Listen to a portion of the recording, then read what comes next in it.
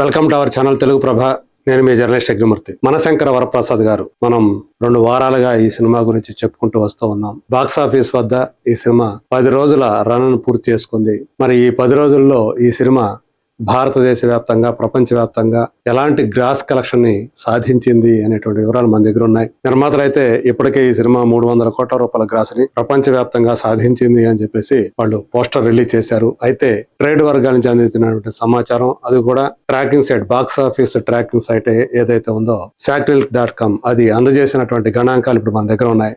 So ఇది దేశీయంగా ఎలాంటి నెట్ కలెక్షన్స్ ని, గ్రాస్ కలెక్షన్ ని, అలాగే వరల్డ్ ఓవర్సీస్ లో ఏ స్థాయి గ్రాస్ కలెక్షన్ సాధించింది అనేది ఇప్పుడు చూద్దాం. అంటే దీన్ని బట్టి మెగాస్టార్ చిరంజీవి తన కెరీర్ లోనే ఒక బిగ్గెస్ట్ గ్రాసర్ ని అందుకుంటున్నారు అనేటువంటి ఒక విషయం మాత్రం చాలా క్లియర్ కట్ గా మనకి తెలిసిపోతుంది. ఇక్కడ చూడొచ్చు, మనశంకర వరప్రసాద్ గారు 10 days బాక్స్ ఆఫీస్ కలెక్షన్ ఇప్పుడు మన దగ్గర ఉంది. సో ఇది ఇండియా నెట్ కలెక్షన్. సో మొత్తంగా చూసుకుంటే ఇప్పటి వరకు కూడా 10 రోజుల్లో ఈ సినిమా 175.85 కోట్ల రూపాయల నెట్ ని కలెక్ట్ చేసింది. 10వ రోజు అంటే నిన్న బుధవారం 4,20,00,000 రూపాయల నెట్ కలెక్ట్ చేసింది. సో మనం ఇక్కడైతే డిక్రీజ్ అవుతున్నట్టు కనిపిస్తుంది. వారం రోజుల తర్వాత మళ్ళీ అన్ని కూడా తగ్గుతా వస్తూ ఉంది. ఆ డిక్లైన్ అనేది కనిపిస్తుంది. కారణం వీక్ డేస్ కావటం వల్ల అందరు మూడు కూడా ఇప్పుడు సంక్రాంతి సీజన్ నుంచి, ఆ పండగ వాతావరణం నుంచి బయటకు వచ్చేసారు. ఆ మూడ్ లో నుంచి బయటకు వచ్చేసారు. ఎవరి పనుల్లో వాళ్ళు వెళ్ళిపోయారు.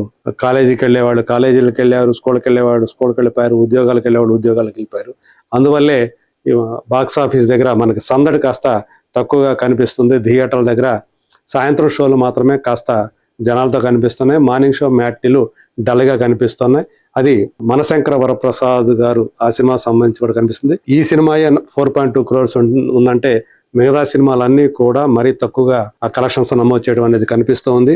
ఆ ట్రెండ్ అయితే అలా కొనసాగుతుంది. ఇక స్టేట్ వైడ్ గా చూసుకున్నప్పుడు ఈ సినిమా గ్రాస్ కలెక్షన్ ఎలా ఉంది దేశీయంగా అనేది మనకు కనిపిస్తుంది. కర్ణాటక, ఆంధ్రప్రదేశ్, తెలంగాణ, తమిళనాడు, కేరళ, అలాగే నార్త్ లో ఈ సినిమా కలెక్షన్ ఎలా ఉన్నాయని మన దగ్గర ఉన్నాయి.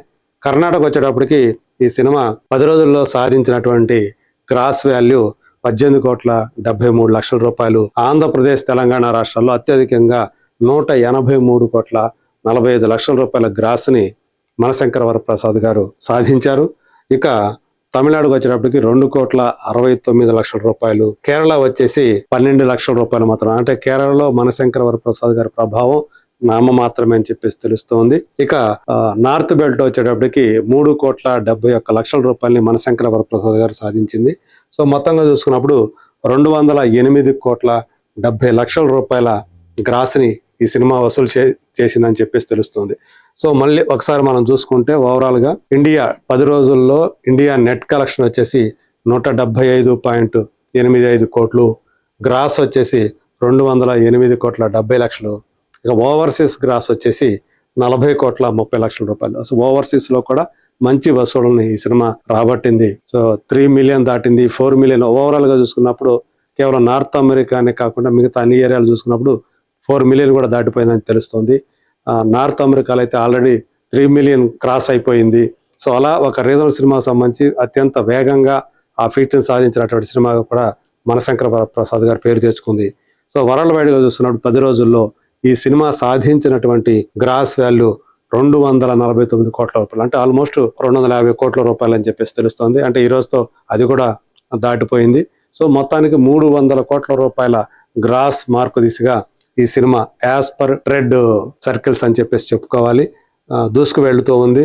సో మొత్తానికి చిరంజీవితో అనిల్ రావుపూడి ఏదైతే ఒక హిలేరియస్ ఎంటర్టైన్మెంట్ ని రూపొందించారో, చిరంజీవిలోని కామిక్ టైమింగ్ ని ఆయన అత్యద్భుతంగా వాడుకొని ఒకప్పటి చిరంజీవిని గుర్తు తీసుకొస్తూ ఉన్నారని చెప్పేసి చాలా మంది చెప్తున్నారు. గతంలో అనేకమైనటువంటి సినిమాల్లో ఆయన కామెడీని పండించారు. ఒక ఘరానా మొగుడు కానివ్వండి, ఒక రౌడీ అల్లుడు కానివ్వండి, ఇక చంటబ్బాయి సినిమా సంగతి చెప్పనలే కాదు.